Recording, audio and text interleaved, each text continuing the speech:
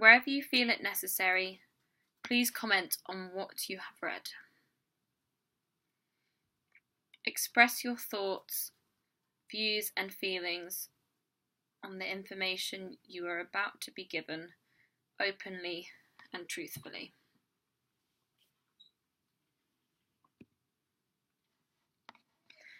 The 1967 Abortion Act legalises abortions in England, Scotland and Wales if 2 registered medical practitioners are in agreement of the decision. The 1967 Abortion Act does not extend to Northern Ireland. It is illegal for any woman in the country to have an abortion, even in cases of rape, incest, and fatal fetal abnormality.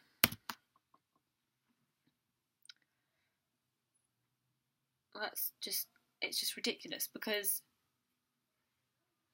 if you're to force someone who's been raped to have a child, and you hear it all the time, hundreds of women, any woman that's raped and chooses to have the child, or it's too late to have it aborted, or for whatever reason they have that child, most of the time they say they can't physically look at that child because they are just reminded of the person that raped them and their face, and it just haunts them every day. At which point that child is, or, incest, or whatever reason, if that person can't cope with the level of disability that child has, or they're too young to have that child, children having children, it just leads to them being put up for adoption. Any child that's put up for adoption, a lot of the time, has abandonment issues. It leads on to having mental disabilities, and it's just putting pressure on the government to supply money for those children, and to actually be able, it's just going to lead to so many unhappy lives, let alone the woman herself. It's traumatising, going through those experiences, to then be forced into having that child, and then feeling that they have to give that child up for adoption. It can lead to, it's just so much trauma, and it can lead to PTSD. It can lead to all sorts of things, depression, anxiety. She's trying to deal with what's happened to her in the first place, and then to be forced to have the child because of that. It's just cruel. Only if there is a direct risk to the life of the woman, mentally or physically, will she be considered for an abortion. Anyone directly involved in an unlawful abortion can be sentenced to up to life imprisonment, including doctors. So not only are they dealing with the fact that something may have happened to them, or maybe it's their own fault, by not using protection, even though they're not ready for a child, whatever reason they've come to be pregnant.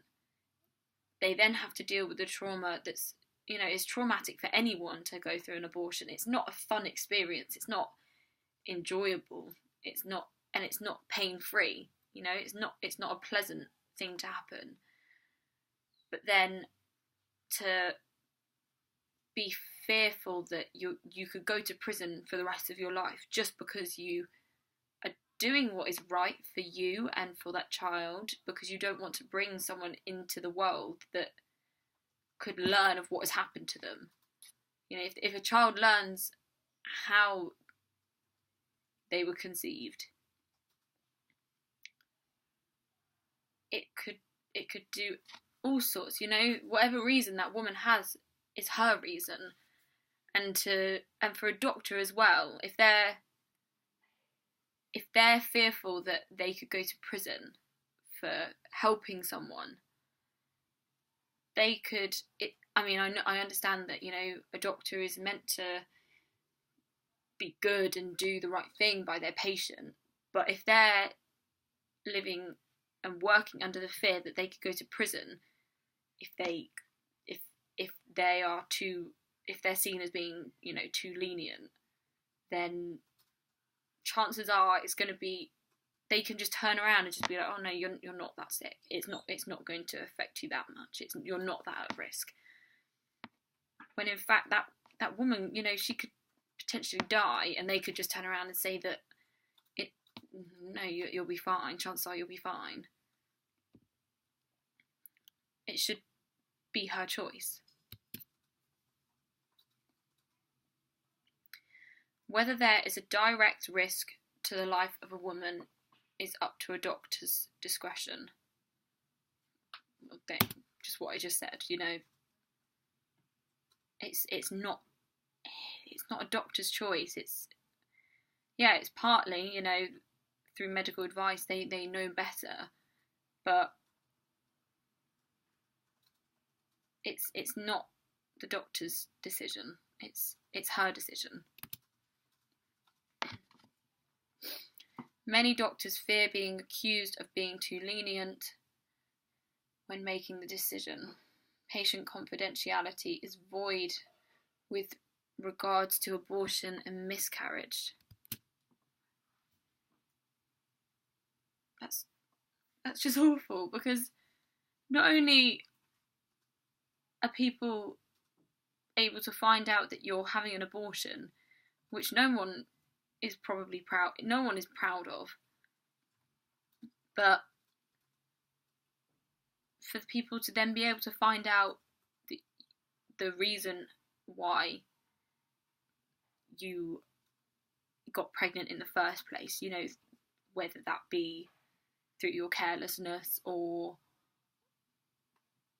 incest or rape or whatever reason, people are then able to find out about that. And that, that's your choice, whether you want to come forward about that, whether you want to come forward about the fact you've been attacked. And it's so traumatic to go through the abortion itself, but then people to find out about it and find out why.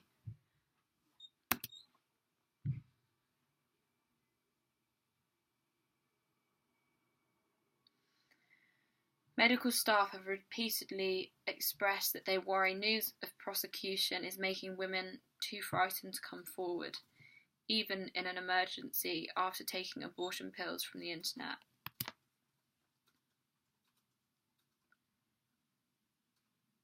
So these women are so scared that they're going to take pills that haven't been prescribed, that, chances are they're not going to work, and that they're fake, and that, they could probably kill you. And even if they do work, that could kill you as well, People, they would rather that they don't allow them to safely do it. So they're gonna,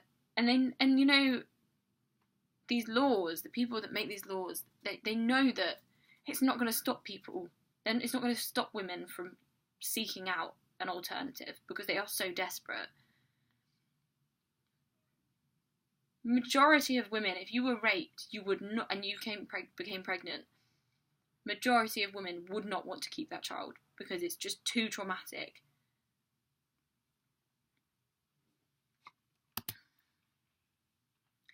Breda Hughes, director for the Royal College of Midwives, stated, "I don't want to see women dying from septic hemorrhages because they've been too scared to get medical attention."